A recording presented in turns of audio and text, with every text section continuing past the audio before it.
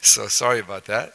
But we'll try to make it very nice, especially with the nice feast that we have, that the devotees are preparing in the kitchen.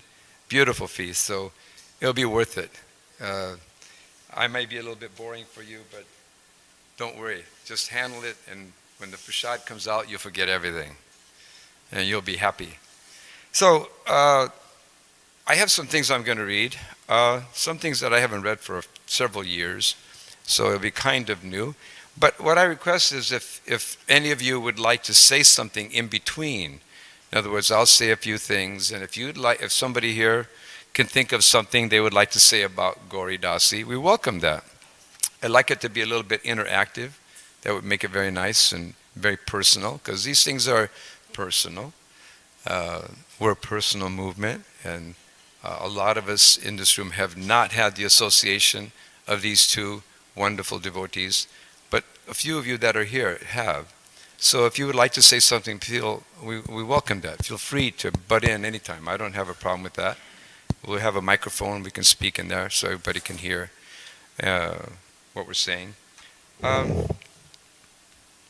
have a nice little letter here. We'll start out with a letter from His Divine Grace Srila Prabhupada to Gauri Dasi, acknowledging her in her service.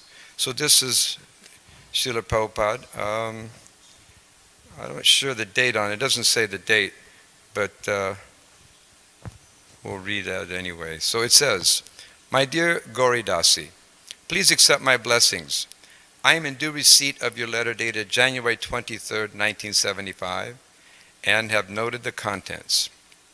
You are a very expert book distributor, so I do not want you to give it up altogether. If you like, you can also do some painting, but you should still distribute books 2 days out of the week, at least. Always strictly follow all the rules and regulations, rising early, attending Mangala Arti and classes, and without fail chanting 16 rounds daily. This will make you strong in Krishna consciousness, which is the most essential thing. Always be engaged 24 hours a day in the service of Krishna and be happy. I hope this meets you in good health. Your ever well-wisher, A.C. Bhaktivedanta Swami, Srila Prabhupada Ki Jai." So, it's very amazing to be recognized by the spiritual master. We know that the spiritual master is a representative of the Supreme Personality of Godhead. And when the spiritual master recognizes us, especially for our service, that service is going to Krishna through the spiritual master. So I think it was very amazing that Srila Prabhupada recognized her like this and gave her this wonderful letter acknowledging and glorifying her service, and even giving her instruction, which is also the purpose of the spiritual master, to give instruction. So we shouldn't think that these instructions were just for her, but these instructions were for all of us. That's the main issue, for all of us. We should all be striving for this particular position, because Prabhupada says if we do, then Krishna will be happy and we'll be satisfied ourselves. So very, very important. Okay, this is something else that we have here. This is on July 19, 1971. So, Srila Prabhupada was a wonderful world traveler, but he was always a humble Vaishnava. He paid full attention to what we were doing. Our new Radha Krishna deities and the 20 devotees who were ready to be initiated by him. So this is the pastime. During this time, Gauri Dasi was the head pujari. She sat beside Prabhupada during the installation of Radha Gopijana Vallabha. As usual, there were some tense moments. The clothes for the deity didn't fit, and Gauri had to cut open their seams and do last-minute sewing. This was done while the audience was watching. Somehow she pulled through, and Prabhupada was patient. Karandar Prabhu from Los Angeles performed the fire sacrifice. Prabhupada told the Indians attending, "According to Jiva Goswami, this boy can do the yajna because he chants Hare Krishna." Gauri finally made the clothing fit the deities. Prabhupada said that Krishna should now be placed on the altar. So it's a pretty wonderful pastime. So Gauri not only was a very expert book distributor, but She was a seamstress at the same time, besides being a painter. So,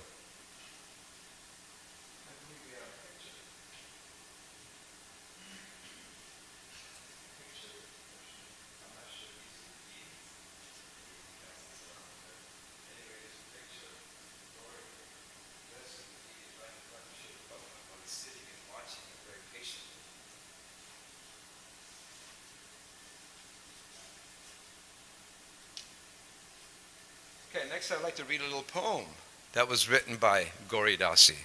So not only was she a book distributor, a seamstress, she could also cook, but she was poetic. This is her poem. Nanda Nandana, O Krishna, enjoyer of this Dham, Vrindavan Vilasini, with your brother Balaram, in sequenced shorts and turbaned, your chadar blowing free, with handsome chest and arms like snakes allowing me to see. You stand supremely joyful watching all who come before. You're personally controlling them to love you more and more. This is your village where you play with all your cowherd friends, and everyone here loves you, free from the doubts that Maya sends. So, I have also tried to follow his desire, thinking to leave my body here. I came to your feet night after night in my wheelchair, and cried at your beauty and the sweetness of your kirtan. And you laughed at me and encouraged me to go on chanting your name unlimitedly, and hearing about your special golden form so that I could fully take your shelter. You kept me in that weakened condition for so many weeks, barely able to finger my beads at times, and always waiting for the time when you would pull my last breath away from me. I am so embarrassed and ashamed before you, not loving your name, not remembering you, and not wanting to serve you, and still you would always make me cry to see you. You are so incredibly beautiful, at the same time so funny, such a trickster. So you squeezed your way into my stone heart, in spite of my mind, trying to hold the fort and remain supreme. You actually entered and destroyed my mind's powerful asanas. The supreme enjoyer and you are gradually making your own place here in my heart, and even though I am not helping you at all. In fact, I try to ignore you, but then when I see you again, you haunt me like a ghost, and you won't let me sleep at night for remembering your blackish form. And then you make me write about you. You are so amazing. I still don't believe you are personally doing all this. I am a pilgrim, tired and ill, who came before your lotus feet and saw your eyes that smiled at me and forced my heart to feel. From Maya's heavy bondage, which inspired in me one doubt, that you were not a person who would care to pull me out. Your great devotee called you here and worshipped you himself. He said, quote, now let us go to Vrindavan and take shelter of Krishna and Balaram. Haribo. Was that beautiful? Wow. From the heart. So, I think this is why Gauri is so special. She actually did so many things from the heart. And that's the way you please the spiritual master, by doing it from the heart. This is a picture of Gauri. That's one because maybe many of you have not seen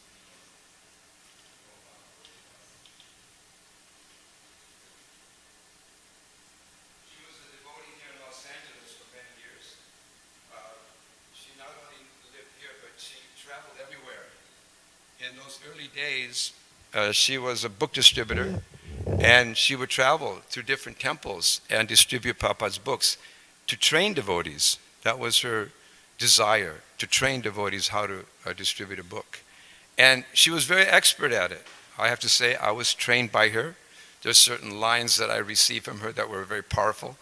But I didn't have the strength, the faith that she had in distributing books. My experience with her was that she would see a person and she knew how to get their attention and call them over.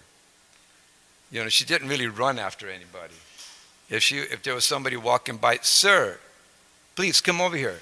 And they would stop and look at her. And I didn't have that. I didn't have that kind of potency. They would come over and speak to her. And immediately she'd engage them in distributing the book to them. And many times they accepted it. Many times they didn't. But she wasn't discouraged. She continued in the same form, regardless if somebody appreciated it or didn't appreciate it. It really didn't disturb her meditation and her desire to please Srila Prabhupada. And you can see that Prabhupada was pleased by that letter that I wrote, that I read. Another wonderful thing about Gauri that I recall, which is really, I think, very, very amazing. From that particular poem, you can see where her heart was. She had vision. You know, when you write that kind of poetry, you see things in a different way. And I always appreciated that because when she would speak to you, she'd be preaching to you. You know, like I felt like a little boy. Well, I was a little boy actually, a young little boy in front of her. And when she would preach, it would be so beautiful. It would be like very personal. And she would tell you things that you heard many times previously, but you didn't feel like she was hackneyed or telling you, something over. But, you heard it. But when it came from her, she said it with real, devotion. I think that was the element. Real devotional. And you sat there. I sat there like a good little boy on many occasions and listened to her. And then I also was a good little boy in the concourse of a airport, in Chicago Airport. I used to distribute with her in Chicago Airport, one of the O'Hare Airport concourses where there were tens of thousands of people. She would stop you there and give you a realization. And you go, whoa, okay, Jai, out here in the middle of this, in the heart of Maya here, and she's telling you about Krishna and how much it's important for us to please Srila Prabhupada. And another thing that I really appreciated about her, she was very innovative. I recall here in Los Angeles, not that I was here at the time, but I heard about it, that she would actually, she developed like this table book distribution. What she did is she took a photograph of the whole set of Srimad Bhagavatams and she had it enlarged. Then she had it, covered in, that plastic, shrink wrap, whatever that stuff is. Laminate, yeah. And she put it over. And then she would have a table, and she would go to different places. She would go like to DMV, and she'd set up her table there, and with that particular photograph, picture blown up of the Srimad Bhagavatam. And there she'd have her book table and engage people in book distribution. Amazing. I mean, she would try anything and everything. And even she would do traveling Sankirtan. At that time, Tarit and I were living in Denver, and she came through there with a motorhome, with a girls' party. So she did everything you could think of practically in Krishna consciousness. She was involved. And so I think that today when we're remembering her, like that was Gauri Dasi. She could do anything, wasn't afraid of anything. If you look at that picture where she was doing the deities right in front of Srila Prabhupada, most devotees would probably melt having to do that in front of Srila Prabhupada, especially in front of a program that Srila Prabhupada was having there to preach to people that came as guests. I mean, can you imagine, would you be able to take, our hands would be like this. You'd be shaking and sweating so heavy, they'd have to pick you up and carry you out. And that's not an exaggeration. I one time, on a couple of occasions, got this close to Srila Prabhupada, and I practically had some kind of a, meltdown. Srila Prabhupada's presence, his stature was so amazing, so powerful, that there's no way that you could not feel and tremble. Not out of fear, just out of that if you're in front of somebody who is extremely powerful, you become like concerned. You become a little nervous.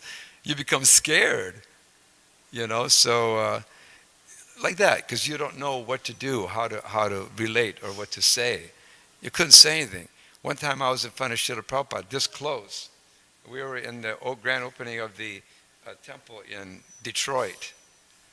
it was, I was standing by Srila Prabhupada, and I was chanting and looking at him. And periodically he would look at me like, could you calm down? I just felt that from him. Calm down, son. Because when you're that close, I was chanting. And so Prabhupada looked at me 2 or 3 times. So one time he looked at me and he motioned. And I froze. I said, well, I don't know. What was I going to do? I didn't know what to do. I just kind of like froze and just didn't know what to do. And then he motioned to me again, and I still couldn't move. And I didn't even know how to say what. So the 3rd time he motioned to me, I still couldn't do anything. So finally, his servant, who was sitting there in front of Srila Prabhupada, he finally got up and he moved the microphone to Srila Prabhupada's lips so that he could say something. So my experience in being in front of Srila Prabhupada was like that. You really don't know what to do. And if you take a look at that picture that's going around, she was dressing the deities there in front of Srila Prabhupada in a very intense situation. Very intense. So anyway, that was just a little bit of a feedback on how cool and calm she was. And really very, very focused on how to please the spiritual master. Okay, is there anybody else who would like to say something? Oh, okay, here it is. Thank you. Ionija Dasi. Haribo. Please accept my humble obeisances. So I'm going to tell just a couple quick stories about Mother Gauri. I was a new devotee with my family here in 1977, and she was the Sankirtan leader for the women's party. So I would go to the airport, LAX, on right after Mangal Arti on the weekends. And my husband would take my daughter Tulsi, and I would distribute books. And Gauri was amazing. She would encourage me, and I would watch her. And she would do just what you said, Savas. She would look at you. You were like magnetized to her. She caught you in the soul, and she could preach to you, and you would never get away from her without a book and a large donation. It was Krishna's Lakshmi. She was going to get as much Lakshmi out of you as she could for Krishna. So she was amazing. I couldn't do that ever. No way. I would be like, no ego. When she saw you, you were a spirit soul. You were only a soul. You had no clothing of your body on you, and she would just go right for the soul. It was pretty incredible. And then one day I tried to trick Mother Gauri. She caught me. We were at the Rose Bowl, and it was time for Rath Yatra. Sorry, I get a little nervous. Not in front of anyone else but you all. And we had, as families, we were asked to give a donation of $300 for Rath Yatra, which was a chunk of change, I should say, for devotees here in New Dwarka. So I thought, I'm going to go on Sankirtan, and I'm going to get the Lakshmi, and I'm going to give that for Rath Yatra. So I got the Lakshmi. I collected it with a team of other devotees out there at the Rose Bowl. And I came back, and she's like, okay, how much did you make, blah, blah, blah. And I said, I have this, but it's for Rath Yatra. She goes, no, it's not. Put it in the safe. I said, no, I asked Mayapur, I asked so-and-so, I could give this towards Rath Yatra. She was so disappointed in me. I always remember that. And the last story I'm going to tell really quickly is that Mother Gauri never left me, because one morning it was time for my last child to be born. That was June 4th, and went to the hospital. John and Nanda, of course, parked about 6 blocks away, and we walked. I'd stop, and I thought, okay, wait a minute, I'll get there, okay. All right, so I got there, and so I had my son, Neela Madhava. You saw a lot of times here at the temple, and so I was bringing him home up in the yellow building, carrying my newborn baby, dead as can be, but walking up those stairs again and again. And right before I took that first step, there's Mother Carta. She was going into her apartment right below us. And, I'm proud of this little baby in my arms. And she says, Mother Gauri passed away today. And I was kind of stunned that here I have this new baby boy, and that Mother Gauri passed away on the day he was born. So every year when we celebrate his birthday, we also celebrate the disappearance of Mother Gauri. So all glories to your service, and I really want to bless you and thank you for all the books that you distribute, and the Harinam Sankirtan and the Prasadam. My heart is always in Prasadam distribution, so all glories to all of your service. Thank you. Anyone else like to say something? Yes, please. Can we give him a microphone, Sachitanoi?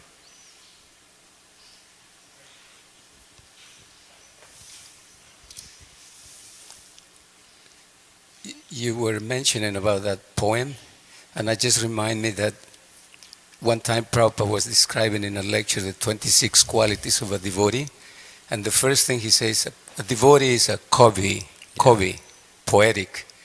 That was amazing. I never heard that one. It's the first time.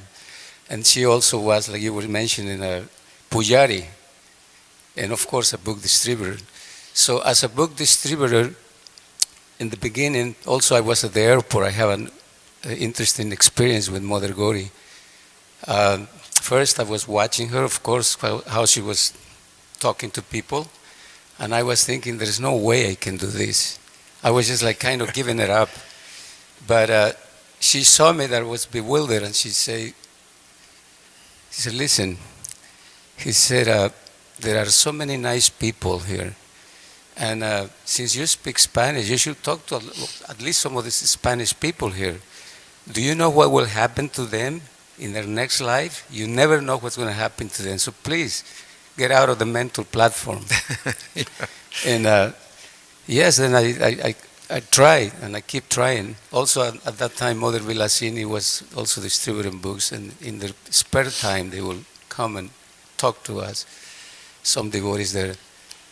But something that also I was really, surprised, amazed that in her last days, when she went to India and came back, and she already had I think the cancer was already advanced.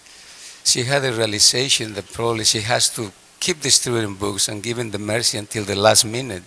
So we were having a big event in the LA Street Scene, a big festival. We were maybe like 25 devotees there. And we were doing some fundraising. And suddenly, among all those crowds of people, thousands and thousands of people, I started seeing someone walking with a big hardbound Bhagavad Gita. And I thought, wow, who's doing that? Because none of us were doing that. We were in a different set of Sankirtan. So, and then I started looking at another Bhagavad Gita and another one, and I thought, who is doing that? And then suddenly I spotted her, because there were so many people there. And yeah, there she was, Mother Gauri. She was till the last minute. And you mentioned also about that table of the BBT. She actually designed that table, and she put a BBT sign. And she came to me and she said, listen, I don't remember if she was going to go to India or she was not doing it anymore. She said, I'm going to trust you this. This table, I want you to use this table for book distribution. And unfortunately, at that time, I had a different spots and areas which I could go. So I thought, yes, I will be able to use it. I might. He said, no, you'll use that table. I said, okay. She was very strong sometimes, because at the airport sometimes she will also say like, excuse me, sir. And the man will come and look, who, me? He says, yes, you, please come, like you were saying. And then to the youngers, to the kids, she would say, excuse me, son. Hey, son, come over here. And I was thinking, wow, what a Shakti. And she was wearing white all the time, so it definitely was a mother, a Mataji, a mother, yeah, that you can respect. So that's Mother Gauri, very determined, mature, with a lot of faith, conviction, And for younger devotees at that time, some of us, we really needed that, the example of a senior devotee who was dedicated to Prabhupada's movement and convinced, no fears, and that helps a lot, especially at that time for me. Yeah. Mother Gauri, Ki, Jai.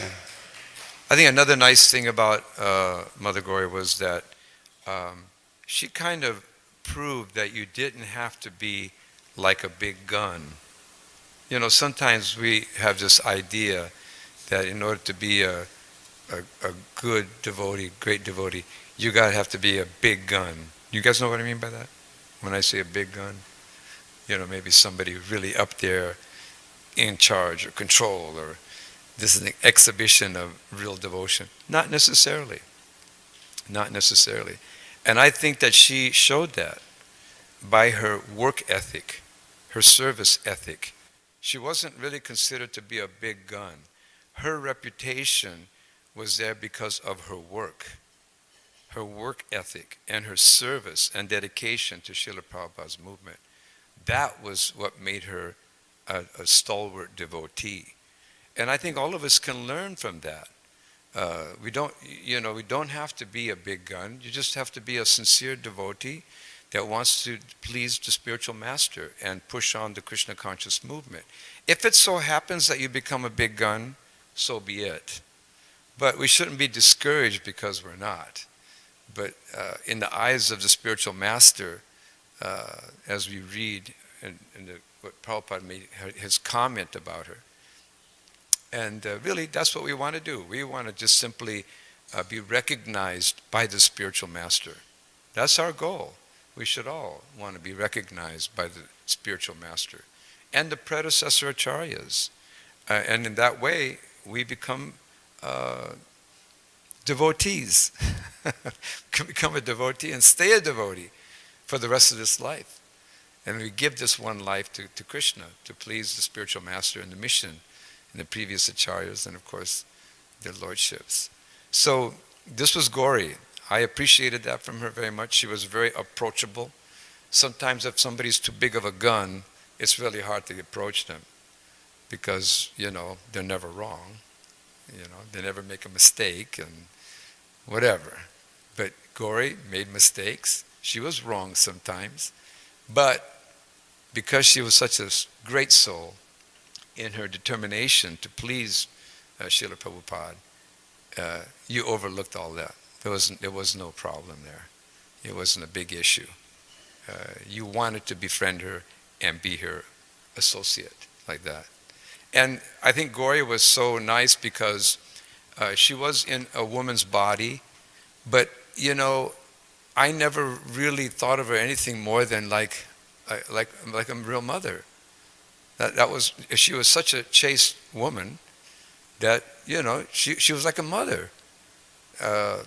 Whenever I was with her, I didn't become disturbed by her being next to me or anything like that. My mind didn't get disturbed or agitated. It was like I thought she was like really a nice person, a mother. And God knows we all need a mom throughout our whole life, She was a great mom in the service of Krishna consciousness. Because my mother was not a devotee at that time. So, what could I'd have to end up, talking about who knows what. But with this mom, this Krishna conscious mother, it was fantastic. So that was Gauri Dasi. She made you feel like that all the time. Not just once in a while, but all the time. Okay, anybody else like to say? Yes, please. Nagapatni Dasi.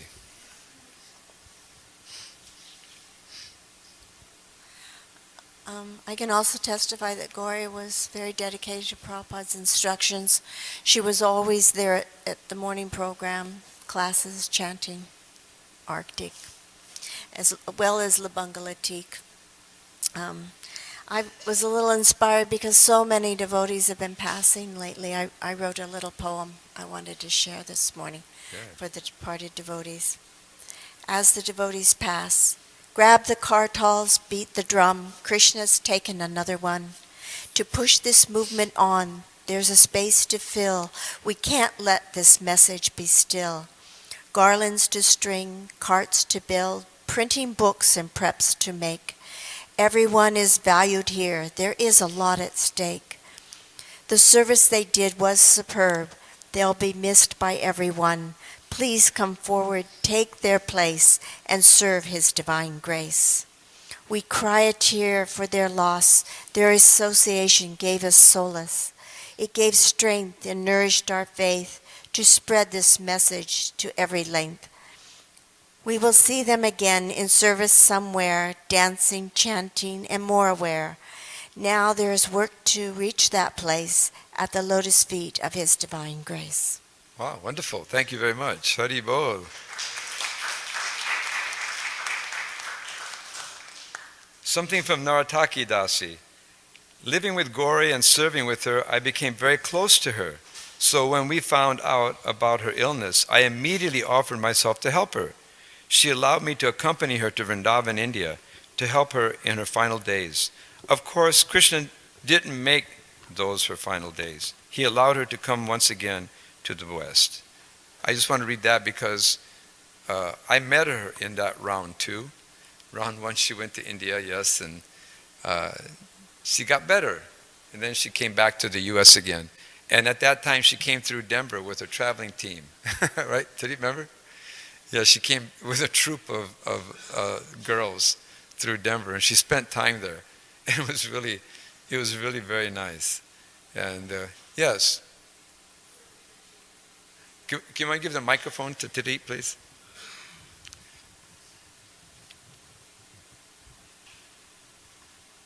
I don't know if you remember, she spent the whole day trying to talk us into buying her a big, huge van for like, I don't know, $25,000 and fill it up with books, and she'd go all over the country and distribute the books. And she had just come back from India, where we thought previously she'd be leaving her body. So I don't think we ever did get the van, but that was how fired up she was. Yeah, really intensely fired up.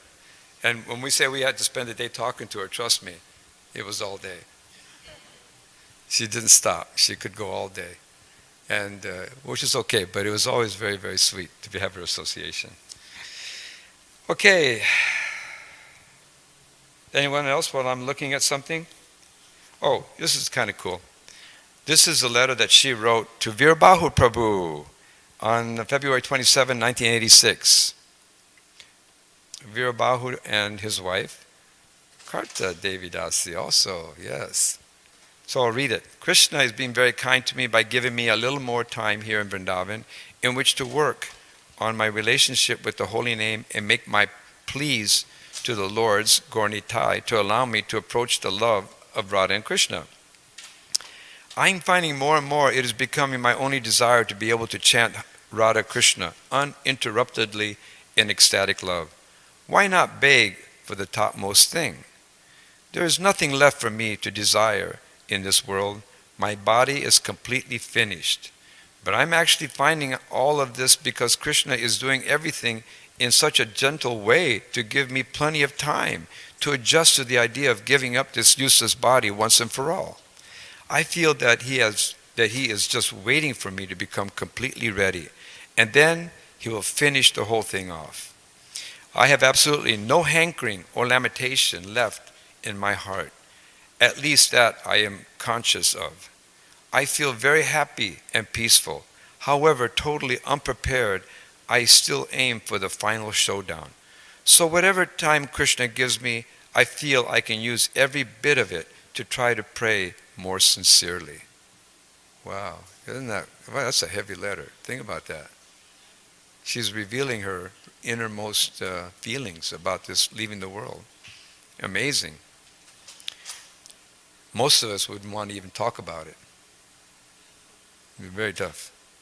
So Virbahu Prabhu wrote back, I can see from Shastra that you are getting a rare opportunity afforded to great souls like Maharaj Parikshit of being able to prepare for the final exam with sufficient notice.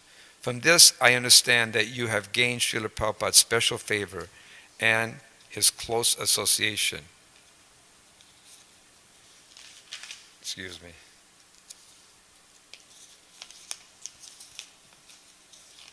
Okay. Your life has been made a complete success by your surrendered and renounced service.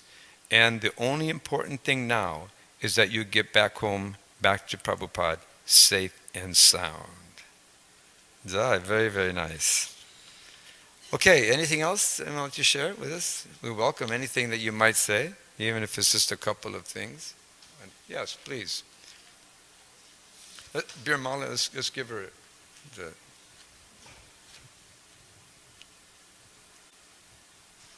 She was amazingly always happy. Yeah, like that. She was always very, very happy. Like, Yes. radiated her face always whenever you saw her. She was just so happy and that had kind of a humble attitude, but always I remember she was always smiling. Yes. At least when I interacted with her or saw her in the distance. Yeah. That was definitely her nature. Very much so.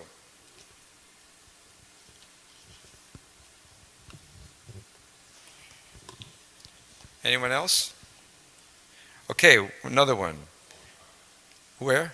Okay, Omkar?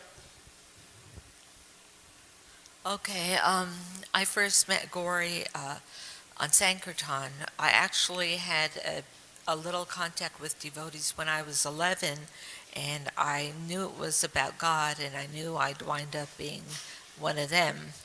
And I had seen her on book distribution. She was giving out Back to Godhead magazines and incense, because in those days, the early 70s, that's what we were doing. And the Sankirtan party was leaving, so she also gave me a chapati, and she wanted to take me back to the temple, but I didn't go because I wasn't 18 yet. And then I had come back to the temple on my own, but I had to leave because I wasn't 18. And then when I turned 18, I saw her again, and she took me on the subway to the temple. So she's kind of my favorite because she helped me become a devotee. And on the subway, she just chanted her rounds and talked to me, and it was very peaceful. I think of her as my special devotee because when she would paint at ISKCON Press, she would show, because my service was on ISKCON Press too, she would show me her paintings and explain the illustrations and even read me some of the letters that Prabhupada wrote to the artists about how to paint the paintings. So I have fond memories of her. Thank you. Okay, so I'll read like a final thing about Gauri Dasi, and then we'll spend a few moments about the Bangladesh Dasi. If there's anyone here that knows more, I never had too much close association with her, so I just have a little bit here. If someone else could speak about her, that would be appreciated, and then after that we can take Krishna Prasadam, okay? So this is towards the end of Gauri Dasi on this planet. This is from Vidya Devi Dasi.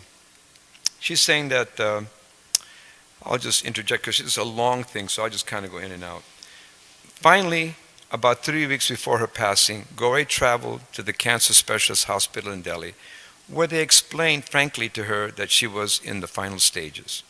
Each day she was noticeably weaker. She spoke quietly of many things, but mostly she was now anxious for death and prayed to Krishna to make her suffering short, to quickly finish her suffering material body. Gauri's greatest qualification in the eyes of the devotees was her sincere determination to please Prabhupada in his service to Krishna by distributing books to the fallen souls. All of Gauri's service was marked by this incredible determination. Now, with this same determination, she turned to the business of dying, as Prabhupada had instructed. She often spoke of Prabhupada's perfect example of how to leave the material body. It was her desire to leave her body while preaching, as he had done. Quote, "My advancement has come from hard work," she said several times. We told her all the devotees had come to learn from her how to die, so she must show them that even at the end, one must chant the holy name. Her tongue was barely able to move, but somehow barely audible, she slowly chanted with us, Hare Krishna, Krishna Krishna, Hare Hare, Hare Rama, Rama Rama, Hare Hare. After this, she began to smile broadly about many things. As the days passed, Gauri became more and more childlike. Now she was showing signs of complete submission. She said she knew that when she wanted only Krishna, then he would take her back. So we could see small doubts and thoughts pass through her mind. Sometimes she even looked furtively from one of us to another. But somehow, with our preaching, Prabhupada's voice, and Gauri's chanting and absorption in the picture of Srila Prabhupada, she was always able to pull her consciousness back. And again, she would start to smile broadly and lie peacefully. I thought that was pretty amazing. Pretty incredible. That, she'd kind of get like some kind of tinge, and then the devotees, by chanting, brought her back, and then again she became happy. So that was very, very significant. Okay. She would ask who was present in front of her to hear their names. She wanted to hear who was there next to her. And then she would again go back and think about Srila Prabhupada. She was very, very weak. She would shake uncontrollably at this point in her illness. At one point she asked that we lower her to the floor. She said she was already so uncomfortable she wouldn't mind. From this vantage point, the assembled devotees could see her better. The kirtan consisted mainly of the devotees chanting in response to Prabhupada on the continuously playing Happening album. Dr. Nortam came and said, 1 hour more. She was still conscious. We read to her from Srila Prabhupada Linamrita about Prabhupada's passing, and this consoled her greatly. Bhaktisiddhanta Das brought remnants from the last water Srila Prabhupada drank before leaving this world, and we gave this to her. We brought her deities to stand close to her, and she studied them tearfully. We took photographs and asked her to smile for her friend in Los Angeles, Vrindavan Vilasini, which she did. Then finally, she asked to be rolled over on her back. At that point, she opened her eyes very wide and dryly said, "This is very intense." She slowly repeated the Hare Krishna mantra 2 more times, and then Gauri left her body. Gauri Dasi ki jai. Srila Prabhupada ki jai. All right, that was beautiful. So, does anyone like to start out with La Banglatik Dasi? Does anyone here have any close association with her? Or acquaintance? By the time I came around, she was already in India. I do know that she was a very staunch book distributor also.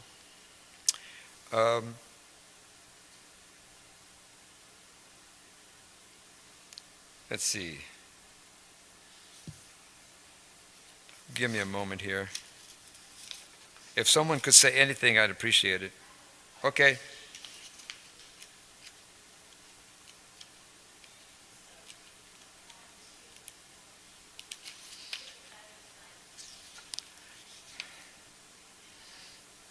There we go. Okay, so book distribution Ki Jai. Okay, I tell my students this, speak into the mic. But the airport Sankirtan was the most amazing experience. And to be with Mother Vrindavan Vilasini and Mother Gauri and Mother Labangalatik was more than anyone could ever ask for. And Mother Mula Pakriti, unbelievable Sankirtan devotees. And being a householder, I didn't get to go out very often, but whenever I got to go out on the weekends, I was so excited to go and distribute Prabhupada's books and bring the Lakshmi back to the deities. But Mother Labangalatik was like no other in a different way than Gauri, because she had a British accent. And so whenever she would stop them or speak to them, they would be, so impressed by her. But she was so sweet and gentle and kind. And I didn't get to be with her very often because I went right after Mangal Artik and most of the devotees went later in the day. But the one day that I did run into her at my terminal, I was like, oh my gosh. I just felt like I saw the most famous person on the planet. And I said, oh, what are you doing at this terminal? I'm so happy to see you. And she said, oh, there's a movie star here at this terminal, I heard. So I came over to see if I could, preach to them. So I said, oh, that's great. I hope you find this movie star. And so I just continued to distribute books. And then I walked around the corner and I walked right into the movie star that she was talking about. And I was like, oh, shoot, where's Mother Labungalatik? She needs this one. So I just felt like she had come to warn me that this is what was coming to me. So I just preached to this star. To me, they were nothing. But anyway, I gave her a book. She said, oh, I've seen Sanskrit. I've meditated before. And I said, well, this is the window to the spiritual world. And this book you must have. And then she gave a donation, and that was it. But Mother Labungalatik was the sweetest, kindest Sankirtan devotee I've ever met. So kind. Haribol. So I have a little something here from Narataki. I'll read this, and then we can still hear some from devotees. This is something that she wrote to Karta and I guess Tadit and all that, right? Okay. So Narataki was a devotee here from LA also, living in India, and she had found out that Labungalatik was very ill. So she made a special journey to go visit her. And at that particular point, Labungalatik was married again, and she was living on a farm, several acre farm, and she was protecting cows. Stray cows would come, and she would protect them on her property with her husband.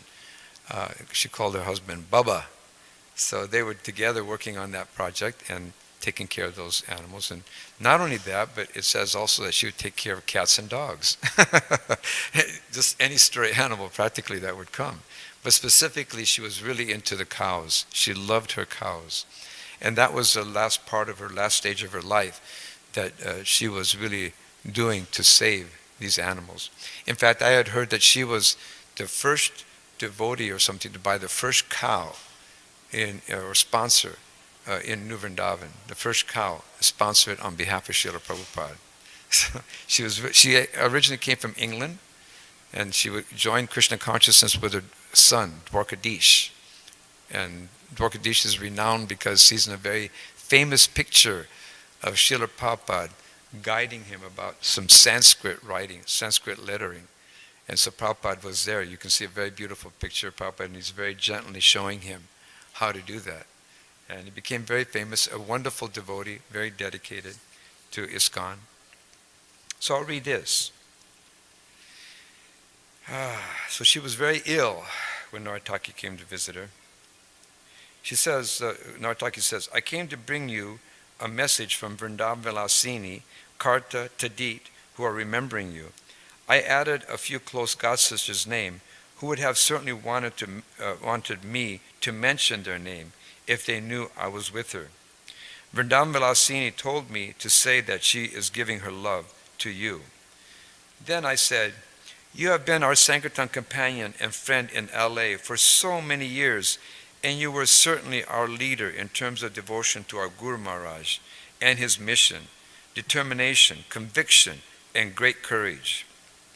Remember one time at LAX International, you were distributing Bhagavad Gitas to some people who had come with a tour to see Disneyland, Universal Studios, Hollywood, and so forth.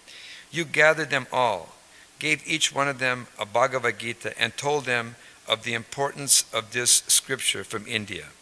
They were happy, gave a donation, and left. After a few minutes, they came back, saying their tour guide told them that we were not authorized to be at the airport. They wanted to give the books back and take the money back. You neither gave the money back nor took the books, but stood up on a bench and gave a loud speech. Dear ladies and gentlemen, not only are we fully authorized, but also we are giving you a most valuable book called Bhagavad Gita, a 5,000-year-old literature about yoga, meditation, self-realization with wisdom for our modern day-to-day life. You are very welcome to keep this book and bring it as a gift to your family. Do not listen to the ill advice of others who have selfish motivations. Hare Krishna. You were so convinced and determined that even the tour guide was stunned and did not dare to retaliate. With a smile on your face, you stepped down from the bench, went to the book box, got more books, and kept distributing. Labanglatik Dasi Ki Jai. Can you imagine being at LAX airport? I think there must have been a good crew. It must have been 10, 20 people. So she gives everybody a book. Then they come back for money. Most of us would have just shriveled up and said, sure. But she refused. Then she gets up on I think it said a counter or something. Can you imagine getting up on a counter in the airport concourse and then telling everybody and preaching to them, and then I'm not giving your money back, take the book and go home? And that was it. That's the courage and strength that the Banglatik had. And I think that's something exemplary from both of these devotees. They were very convinced in what Srila Prabhupada had to say. They were convinced about his message. They were convinced about the importance of book distribution. And if I have heard this many times and repeat it, and that is that if one is that convinced and dedicated to a spiritual master, one can become empowered to do the impossible. And that's what these girls showed. They showed it in their passing away.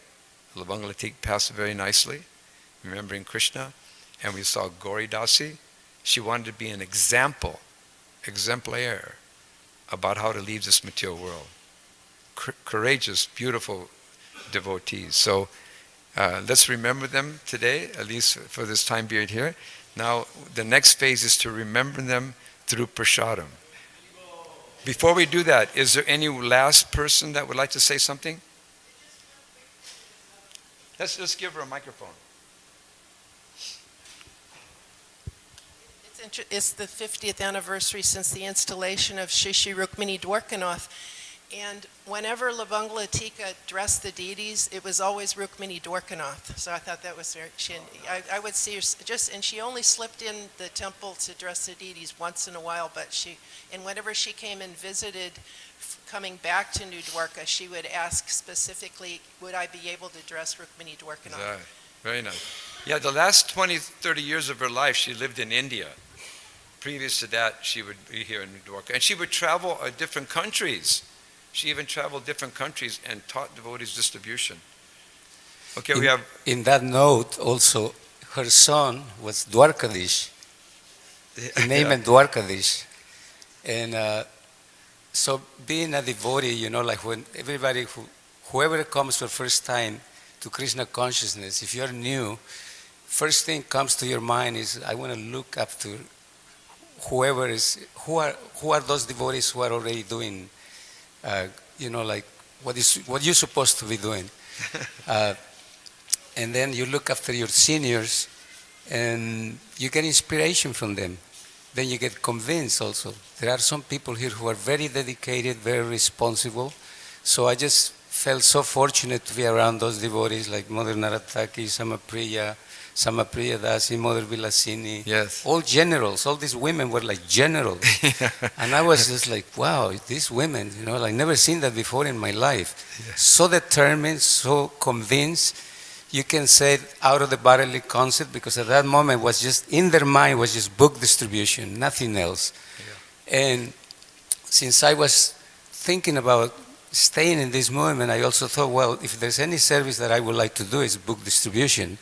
So I just want to say that Mother Lavangalatik also was part of my inspiration for keep doing what I'm doing. Nice. I used to watch it and see how she was doing.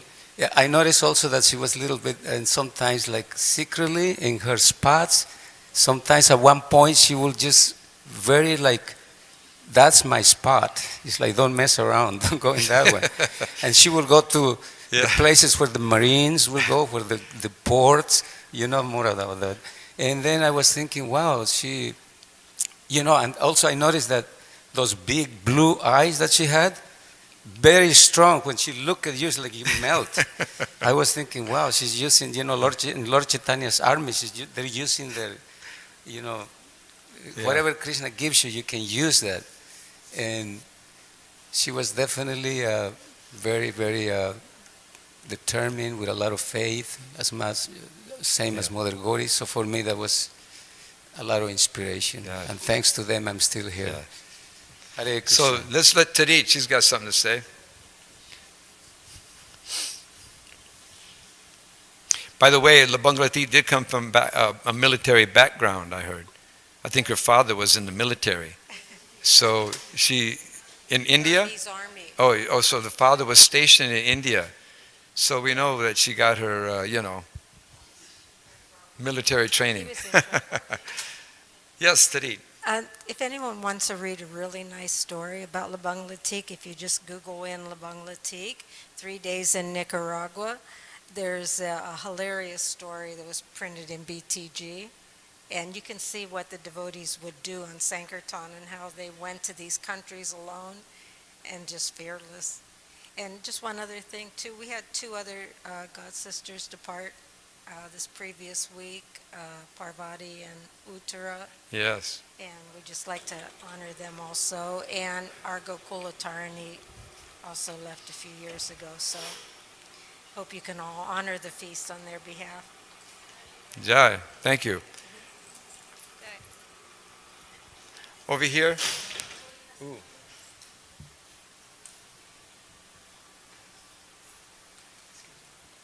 I just wanted to say about La Bandalati, because I was friends with her because I helped take care of her son from, Gurukula. And I have never seen anybody so, like, she was practically like OCD about book distribution. She was so intense. Always, that's all she ever thought about. Even when she got sick, she said, I don't know why Krishna's doing this to me. All I want to do is distribute books for him. And I just wanted to say, it was kind of a little bit of a funny story that one time she came home and she had this huge suitcase. And I said, what's in this suitcase? Or I had talked to her later or something. I don't think I ever really saw the suitcase, but she said, I have this suitcase and it's filled with money.